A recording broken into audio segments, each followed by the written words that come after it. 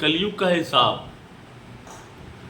कलयुग का हिसाब ना आपके धर्म पे होगा, ना अधर्म पे होगा, ना नीति पे होगी, ना दुर्नीति पे होगी, ना अच्छाई पे होगी, ना बुराई पे होगी।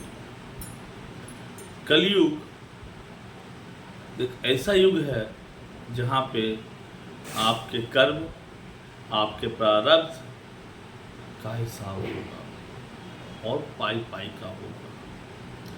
जब कर्म का हिसाब होगा तो ना धर्म देखा जाएगा, ना अधर्म, ना नीति, ना कुनीति। कलयुग में जीत होती है तो सिर्फ कर्म की होती है। और वो रास्ता, वो मंजिल, कहानी, इतिहास, भूगोल कुछ भी हो, फर्क नहीं पड़ता है। तो कलयुग का किताब सिर्फ एक ही चीज़ पे लिखा हुआ है, वो कर्म की। कलयुग की हिसाब होती है सिर्फ कर्म पे, और कलयुग पे कहानी भी लिखी जाएगी तो सिर्फ कर्म पे। यकीन ना हो तो गीता में महाभारत का एक दृश्य याद करके देख लीजिए। जब अर्जुन और कर्ण के बीच में लड़ाई हो रही थी और कर्ण के रथ का पहिया टूट गया था, दब गया था। कर्ण तब रथ से उतर के अपने पहिए को, रथ को निकालने की कोशिश कर रहा था। तब कृष्ण ने अर्जुन से कहा था, हे अर्जुन, बाण चलाओ। अर्जुन थोड़ा सहमा, थोड़ा रुका, थोड़ा सोचा। कृष्ण ने कहा, बाण चलाओ। और कृष्ण ने बाण चलाना शुरू कर दिया और बाण चलता गया और कर्ण को घायल कर दिया।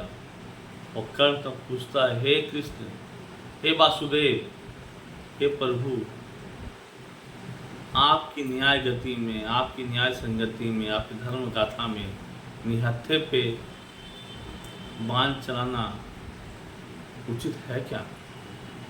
उचित है क्या? श्री कृष्ण ने कहा, धर्म अधर्म से बड़ा कुछ है तो कर्म। धर्म और अधर्म से बड़ा कुछ है तो कर्म। और आपको याद होना चाहिए, कर्ण जब अभिमन्यु चक्रव्यूह में फंस गया था, वो भी निहत्था था। चारों तरफ से बाण चलाई गई थी, उसे घायल किया गया था, उसे मारा गया था।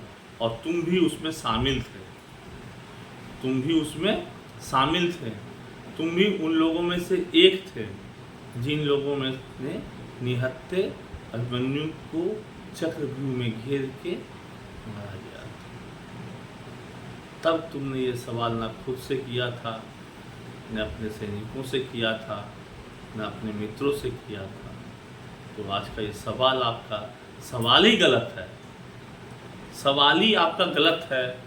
सही है तो सिर्फ एक चीज़, वो है कर्म का हिसाब, कर्म का फल, कर्म की कहानी। ना सवाल कोई सही है, ना जवाब कोई सही है, ना धर्म सही है, ना अधर्म, ना नीति सही, ना दुर्नीति सही, ना जीत सही, ना हार सही।